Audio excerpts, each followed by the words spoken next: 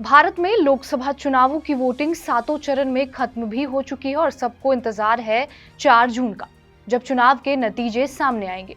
TV9 Bharatvarsh, पोलस्ट्रैट और peoples insight के exit poll से लेकर दूसरे चैनलों और एजेंसियों की ओर से किए गए एग्जिट पोल में ये साफ दिख रहा है कि अगर नतीजे ऐसे ही रहे तो इस बार भी बीजेपी अपनी सरकार बना पाएगी।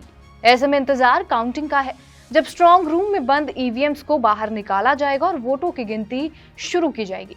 ऐसे में काउंटिंग के दौरान हॉल में कुछ गड़बड़ी ना हो, और अगर काउंटिंग क्षेत्र के आसपास कोई गड़बड़ी दिखे तो इसको लेकर क्या नियम कानून है, इस वीडियो में हम आपको यही बताएंगे।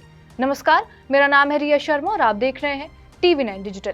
लोकसभा चुनाव को निष्पक्ष तरीके से संपन्न कराने के लिए चुनाव आयोग ने कंट्रोल रूम स्थापित किया है। अगर आपको काउंटिंग के दौरान किसी भी समय ऐसा लगता है कि वोटों की गिनती में कोई गड़बड़ी हुई है तो आप इसके खिलाफ रिटर्निंग ऑफिसर से शिकायत कर सकते हैं।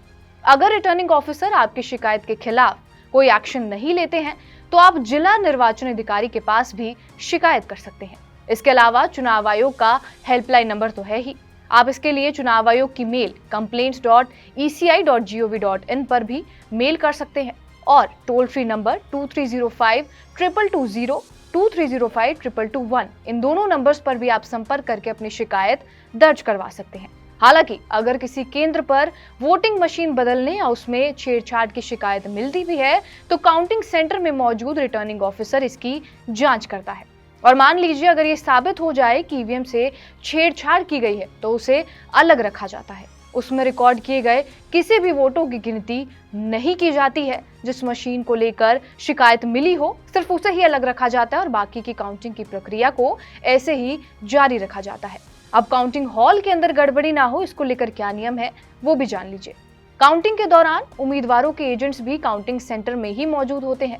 ऐसे में वहां पर रिटर्निंग ऑफिसर की मौजूदगी में ऑफिसर्स चाहें तो उम्मीदवारों के किसी भी एजेंट्स की तलाशी कर सकते हैं और हॉल में मौजूद कोई भी व्यक्ति अगर रिटर्निंग ऑफिसर का निर्देश नहीं मानते हैं तो उन्हें बाहर भी किया जा सकता है।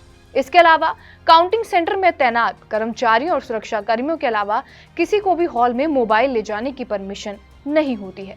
उम्मीदवार का कोई भी एजेंट अगर काउंटिंग सेंटर में एंटर करता है तो उसे काउंटिंग खत्म होने तक बाहर आने की परमिशन नहीं मिलती है।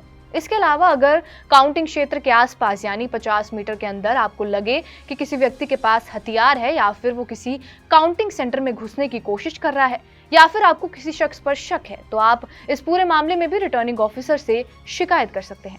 और अगर इस पूरी गड़बड़ी में दोषी करार किया जाता है तो रिप्रेजेंटेशन ऑफ पीपल्स एक्ट 1951 के तहत सेक्शन 136 के तहत काउंटिंग सेंटर पर गड़बड़ी करने वाले कर्मचारी और शख्स दोनों के लिए सजा का प्रावधान है। दोषी पाए जाने वाले को 6 महीने तक की सजा और 2 साल तक की जेल या जुर्माना दोनों हो सकते हैं। बहरहाल आपका इस वीडियो पर क्या कुछ कहना है हमें कमेंट बॉक्स में जरूर बताएं। बाकी देश और दुनिया की तमाम बड़ी खबरों के लिए बने रहे हमारे साथ टीवी9 डिजिटल पर।